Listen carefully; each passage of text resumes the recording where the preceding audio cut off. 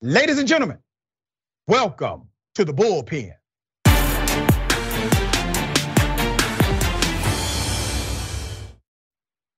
All right, my dear brother's back. Christian Datoc, White House correspondent, Washington Examiner, seasoned journalist, and really an extraordinary person. Christian, welcome. Dr. Richey, thanks for having me back. It's been a minute. It's been a minute, man. All right, we're glad to have you back. Glad to have you back. Well, some things have changed since the last time you were on the show. Primarily, I want us to talk about the announcement for president from Governor Ron DeSantis, excuse me. And the governor has decided to run against woke policies. I have some ideas as to what that means. However, it has not been clarified by the governor himself. What are your thoughts about running against woke policy? And do you think you know what it means? And is it a winning strategy in a general election? You know, Dr. Richey, I'm not really sure anyone can define what quote unquote woke policies are right now. Perhaps not even Governor DeSantis himself. I think it would be smarter if he was focusing on running against Donald Trump, who last time I checked is holding something like a 50-point average lead in all of the polling indexes. And let's be honest, is the de facto king of the Republican Party. Now, DeSantis is trying to cut his own lane and say, I'm just like Donald Trump when it comes to policy, but I'm willing to fight this fight. I'm not going to cozy up to DC or New York City elites, whatever you might want to call them, and sort of bow down to this quote unquote woke mob. But this is causing a problem for the Republican donor class because they just think this message, while it might win a primary, is unelectable when it gets to the general election. And a lot of people I'm talking to in Washington right now who don't want to see Republican atop that, don't want to see Trump atop that Republican ticket are very unhappy with how DeSantis has gotten out of the gate. Let's talk about the reality of strategy in the Republican primary. As you know, it is decided by way of what we call a plurality. There is no 50% plus one mandate. There is no you win a state, you win or take all.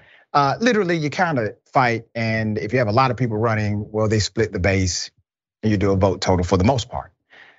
Donald Trump really did not impress me with his victory totals the first time he ran in the Republican primary.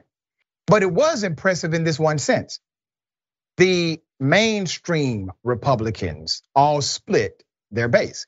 And you look at the primary that he ran the first time, he didn't win the majority of voters in the state. He didn't need to. It was severely split with the mainstream Republicans. He consolidated a particular base. He actually brought some others to the voting ranks of the Republican primary that had not voted before or had not voted in a long time. That was his strategy for victory. With DeSantis in the race, it presents a different dynamic. There's a different thing because DeSantis is the one candidate who authentically is also supported by those who support Trump.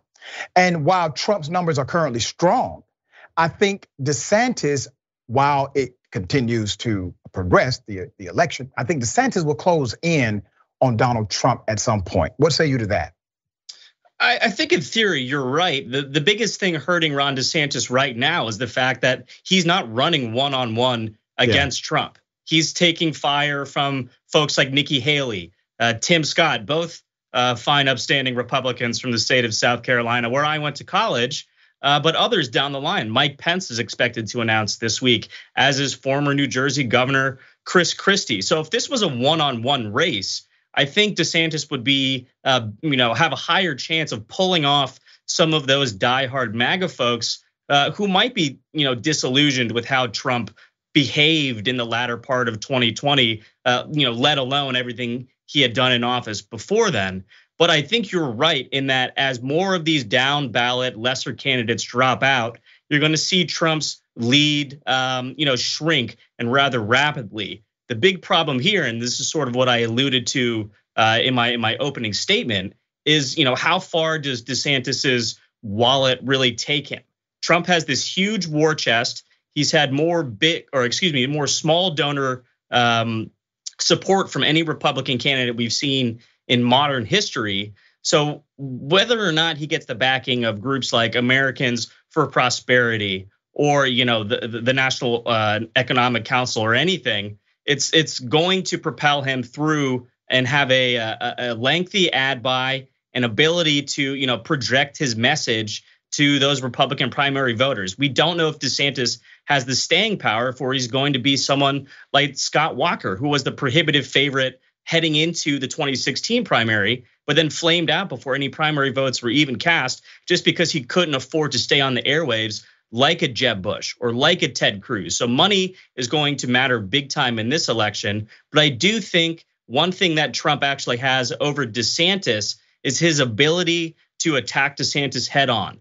In Iowa, South Carolina, New Hampshire, all of these early stops that DeSantis has made since announcing, he didn't necessarily attack Trump, out its face. He danced around and attacked sort of, the legal problems that he had. He was happy to attack Joe Biden head on, but everything negative he said about Trump that we had seen in political reports, he usually said behind closed doors to reporters and not up there on the, in front of the podium or on the stage. It's something that he's going to need to come to grips with. If you want to wear the crown, you got to kill the king. And because both of these guys seem to be disagreeing on a potential debate schedule, the American public, or at least the Republican primary voters, probably aren't going to see or have an opportunity to watch these two duke it out on stage and decide which one they actually back, because the messaging in many ways is very the same.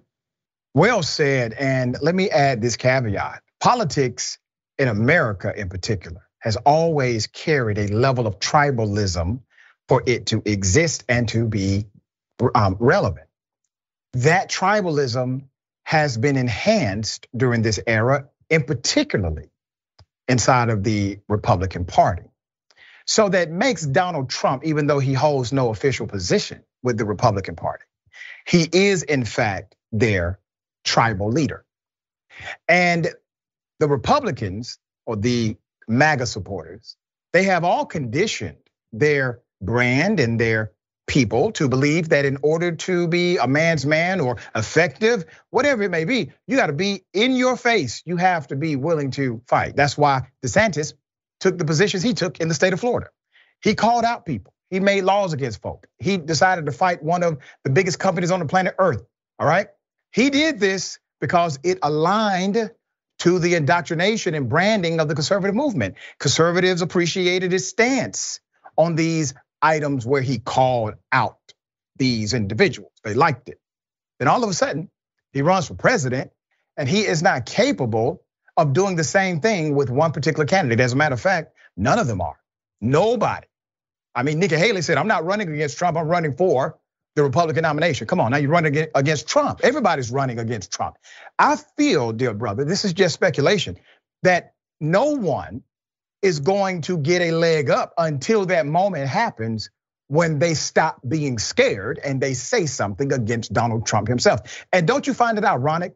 He's the candidate that has the most negatives in the Republican Party, but he's also the candidate who gets the most passes so that people who are running against him do not mention those negatives. That in itself is a power that Republican voters already see. If you can't talk against the guy you're running against for the position, good luck having someone believe you will stand up for Republicans or for your red meat base inside of a closed door meeting. And I think that's the message permeating inside of those who are taking these polls and showing clearly Trump is still their guy. What are your thoughts? Well, just, expanding on your point, if you look at the Republican electorate right now, I would estimate that roughly 40% of them will vote for Donald Trump no matter what. It doesn't matter if that's high, brother, has another conviction brought against him. It doesn't matter if E. Jean Carroll advances another lawsuit. No matter what happens in the legal sphere, those people are voting for Donald Trump. So as soon as you start attacking that 40%, by de facto, the MAGA faithful, they're going to turn against you. That's why I'm really interested to see what Chris Christie is going to do once he jumps in the race. Because again, some people we're talking to here in DC and up in New Jersey suggest that based on Christie's past experience with Trump, both during the 2016 primary and when he served as sort of an advisor to Trump's reelection effort in 2020, getting him ready for the debates with Joe Biden, he flat out hates the guy. So you could see someone trying to tank Donald Trump no matter what, even if it means he goes down with the ship. That's going to be pure electricity once you see Chris Christie getting up and really, trying to take back his mantle of being the Republican fighter and, so to speak, the baddest guy in the room. I can't wait to see that. And I don't think any other candidates really have the stones to try and take Donald Trump on head on. You may be correct on the Chris Christie angle. Still, I mean, it's not a slam dunk. Like, we don't know for sure he would take that position, but out of the individuals who have announced, he's definitely more likely than them to do so. Let me ask you about Mike Pence quickly, because I think Mike Pence has a lot of problems running for president. Number one, he basically backed everything that Trump did. And so if there's some dissension, he gets all the negatives of Trump. He won't say anything against the guy, so he cannot basically highlight his positives or things that he disagreed with as it relates to Trump, because it looks like a weak and feckless VP if he was in that position. And Trump tried to have him assassinated. Okay, if you're not willing to say something about the guy who literally tweeted, he's let us down, he's betrayed us while they're calling for your death to hang you, I don't see what you can say on a debate stage that will make people believe that you are a leader worth considering. So in the context of the problems, I will say, that Mike Pence may bring to the table, what are his positives that he could express to the Republican Party? Well, the biggest positive to some of these disaffected Republican voters is that he, on January 6th, did not vote with a number of those House members and a number of those senators to try and overturn the results of the election. That's obviously the biggest distinction. But beyond that, he's not really bringing much to the table. I mean, again, if you look at his 2016 exploratory campaign, no one wanted him in that race in the first place. It was much more crowded in 2017. So perhaps he has a little bit more space to maneuver this time around. But again, to your point, Mike Pence was a steadfast backer of Donald Trump when they were in the White House. It's very hard to differentiate himself from Trump this time around. He's not Tim Scott, who's preaching a very different message, albeit with the same, generic conservative policy bona fides. He's not Nikki Haley, who's trying to say, hey, let's get a woman in the White House, especially a woman of color. And he's not Ron DeSantis, who, again, even though he's not attacking Trump 100% head on, he's clearly the most willing to take the gloves off and try and present a new lane for Republicans heading into 2024 in the future. So if I'm Mike Pence right now, you're gonna get a ton of flack from the left and the right when you're running for president. It doesn't seem worth it to me. This is clearly political ambition, and it's a problem that a lot of folks have in DC. Just because you want to be powerful and one of the top political leaders in the world doesn't mean you're qualified to do it, and doesn't mean you have the best interests of the American people in mind. Yeah, I think the reason Pence is getting in is because he thinks Trump may not actually make it through the Republican primary, given his legal challenges. I think that's his calculation. I believe he authentically holds that to be the case. Also, the irony of what you just said did not miss me, because you said, hey, listen, this is one thing, all right? He did certify the elections as he is mandated to do, right?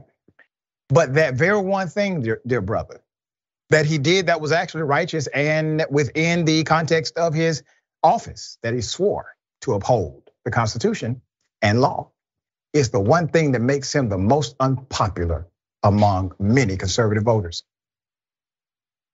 Good luck, Mike Pence. Christian, I appreciate you being on the show. I hope Trump doesn't try to kill Mike Pence again. Tell people how they can follow you and check out your great work. You can read my work on the WashingtonExaminer.com or in our daily, weekly magazine. You can also follow me on Twitter and Instagram @Talk Radio. Dr. Richey, thanks as always. Thank you, man. I appreciate you. And listen, you are always very fair, very balanced. I'm an opinion guy. You bring the facts. We thank you for your continued leadership in that arena.